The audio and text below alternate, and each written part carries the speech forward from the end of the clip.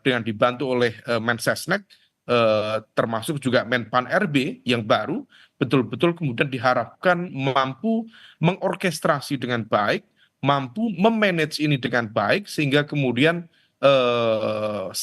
proses settlement dalam fase transisi pemerintahan baru bisa segera dilakukan. Nah, oleh karena itu, ini yang kemudian perlu menjadi tantangan ke depan, termasuk juga dalam konteks anggaran. Bagaimanapun juga APBN kita sedang kurang baik-baik saja, sehingga kemudian dalam konteks optimalisasi anggaran, pesan dari Presiden terpilih betul-betul untuk menjaga APBN kita jangan sampai terjadi kebocoran-kebocoran yang luar biasa.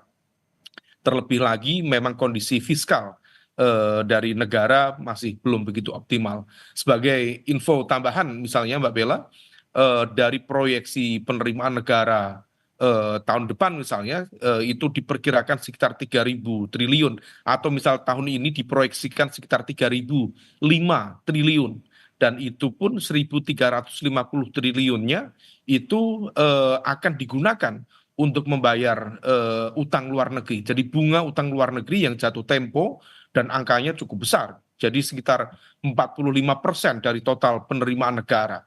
Belum lagi nanti kemudian dibutuhkan untuk transfer ke daerah sekitar 26%, dan sisanya nanti baru kemudian dioptimalkan oleh pemerintahan pusat untuk melakukan percepatan-percepatan pembangunan dalam konteks yang prioritas strategis. Nah, oleh karena itu memang struktur baru diharapkan bisa lebih efektif, tidak kemudian membebani keuangan negara. Dalam konteks ini adalah bagaimana kemudian serapan-serapan itu bisa memberikan impact yang jauh lebih powerful, lebih impactful terhadap kesejahteraan rakyat, terhadap penataan tata kelola pemerintahan, termasuk juga yang endingnya adalah meningkatkan kualitas kesejahteraan masyarakat kita dan juga menumbuhkan pilar-pilar perekonomian negara. Nah, kalau misal kemudian itu bisa dilakukan, maka itu akan menjadi indikasi yang positif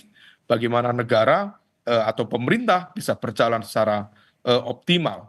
Tetapi kalau misal kemudian kompleksitas ini justru menghadirkan chaotic situation yang semakin kompleks, tentu dibutuhkan proses evaluasi yang lebih cepat dari Presiden sebagai pemegang otoritas sekaligus amanah rakyat untuk mengevaluasi kembali bagaimana menghadirkan pemerintahan yang efektif ke depan. Baik, terima kasih Mas Umam. Kita akan nantikan bersama bagaimana menteri-menteri dan wakil menteri di Kabinet Merah Putih ini semakin bisa bekerja dengan semakin baik, juga diawasi oleh masyarakat dengan sejumlah janji-janji yang juga harus direalisasikan.